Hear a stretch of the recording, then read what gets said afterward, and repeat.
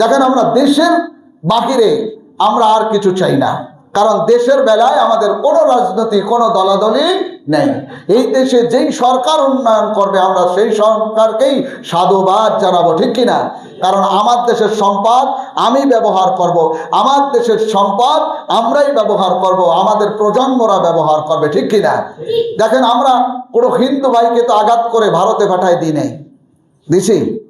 দিই নাই, কারণ এটা কোনো মুসলমানের কাজ না, যেটা আল্লাহ কোরআনে নিষেধ করেছেন। এটা কোনো মুসলমান করতে পারবে না। যদি কোনো মুসলমান এইরকম করে যে অন্যায় ছাড়া, একজন হিন্দু কোনো অন্যায় করে নাই, কিন্তু সেই মুসলমান ওই হিন্দুর উপরে জুলুম করে তাকে দেশ থেকে বিতাড়িত করেছে, তাহলে আল্লাহ রসুল বলেন কিয়ামতের ময়দানে ওই মুসলমানের বিপক্ষে আমি সাক্ষী দেব। নাউজুবিল্লাহ বলেন। কে বিপক্ষে সাক্ষী দিবে?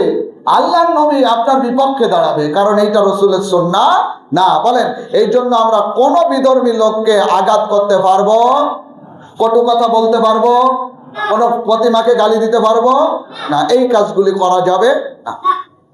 প্রিয় ভাইয়েরা, আল্লাহ সুবহানাহু ওয়া তাআলার জন্য বলেছেন যে পৃথিবীতে তোমাদেরকে আমি আল্লাহ স্বল্প কয়েক ঘন্টা বা স্বল্প কয়েক বছর বা স্বল্প কয়েক মাসের জন্য পাঠিয়েছি।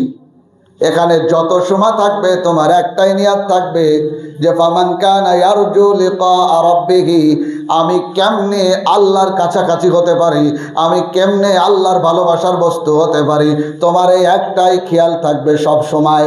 আর এই খেয়াল দিতে গেলে তোমাকে কাজ করতে হবে। প্রথম হলো মাদকাসক্ত থেকে দূরে থাকতে হবে, জুয়া থেকে দূরে থাকতে হবে, ভাগ্য নির্ধারণ করা থেকে দূরে থাকতে হবে, তোমাকে প্রতিমাকে গালি দেওয়া থেকে দূরে থাকতে হবে, কোনো কারো উপর জুলুম করা থেকে দূরে থাকতে হবে। তোমাকে কাছে আসতে হবে একমাত্র আল্লাহ। সুবহানাল্লাহ বলেন। এখন বলেন, আপনারা এখানে যারা আছেন, আমরা যারা আছি, আমরা নিজেদেরকে মুসলমান যারা দাবি করি, আল্লাহ সুবহানাহু ওয়া তাআলা আজকে আমাদেরকে বাঁচানোর জন্য, আমাদেরকে বাঁচিয়ে দেওয়ার জন্য সবথেকে একটা সুন্দর সিস্টেম করেছেন। আল্লাহ আমাদের জন্য আল্লাহর ঘর বানিয়ে দিয়েছেন। আল্লাহু আকবার বলেন। আল্লাহ আমাদের জন্য আল্লাহর ঘর বানিয়ে দিয়েছেন।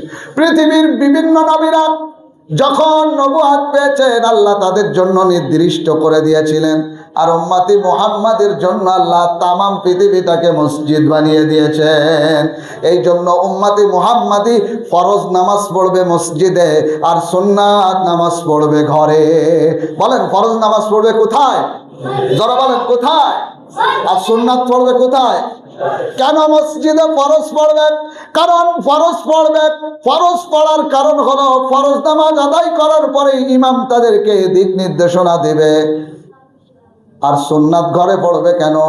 সুন্নাত ঘরে পড়ার কারণ হলো সুন্নাত পড়ার সময় ছেলে মেয়ে স্ত্রী যারা ঘরে আছে সকলকে নামাজের ট্রেনিং দেবে। আল্লাহু আকবার। অর্থাৎ ঘর আর বাহিরে ট্রেনিং দিবে। এই আদেশ করেছেন কে?